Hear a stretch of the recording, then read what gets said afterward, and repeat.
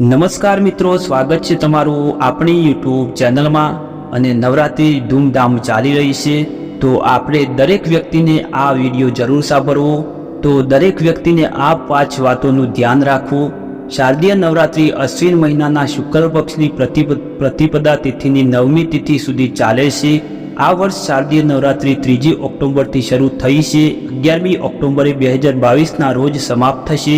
બીજા દિવસે 12મી ઓક્ટોબર દુર્ગા વિસર્જન કરવામાં આવે છે।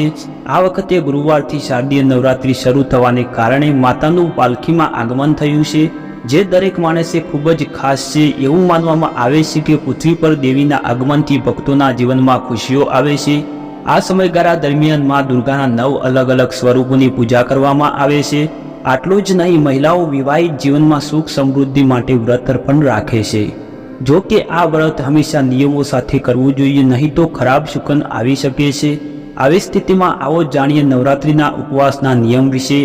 આ 5 વાતોનું ધ્યાન રાખો। કન્યાઓને માતા દુર્ગાનું સ્વરૂપ માનવામાં આવે છે, તેથી નવરાત્રિ દરમિયાન કોઈ પણ યુવતી કે મહિલાનું અપમાન ન કરો। આ સમય દરમિયાન અષ્ટમી અથવા નવમી પર છોકરીઓને હલાવા પૂરીનું સંપૂર્ણ ભોજન ખવડાવો। આનાથી દેવીની કૃપા પ્રાપ્ત થાય છે। જો તમે નવરાત્રી દરમિયાન વ્રત રાખ્યું હોય તો નિયમ પ્રમાણે માતાની પૂજા કરો। આ દિવસોમાં ઘરને ક્યારેય ખાલી ન રાખવું જોઈએ। આમ કરવું શુભ અશુભ છે। ધાર્મિક માન્યતા અનુસાર મા દુર્ગા શારદીય નવરાત્રિના દિવસોમાં ઘરોમાં આવે છે। આવી સ્થિતિમાં ઘરમાં લાઇટ રાખવો, તેનાથી પરિવારમાં સુખ સમૃદ્ધિ જળવાઈ રહે છે। નવરાત્રિના 9 દિવસ દરમિયાન ડુંગળી અને લસણનું સેવન ન કરવું જોઈએ। જો તમે વ્રત ન રાખ્યું હોય તો પણ તેનું સેવન ન કરવું જોઈએ। એટલું જ નહીં, ઘરે પણ તેનો ઉપયોગ કરવાનું ટાળો।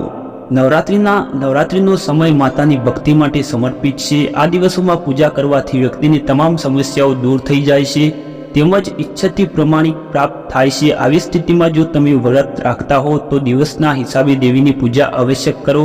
અને આ વિડીયો તમને ગમ્યો હોય તો કોમેન્ટમાં જરૂર બતાવજો, અને આપણી ચેનલ પર નવા હોય તો ચેનલને સબસ્ક્રાઈબ કરવાનું ના ભૂલતા।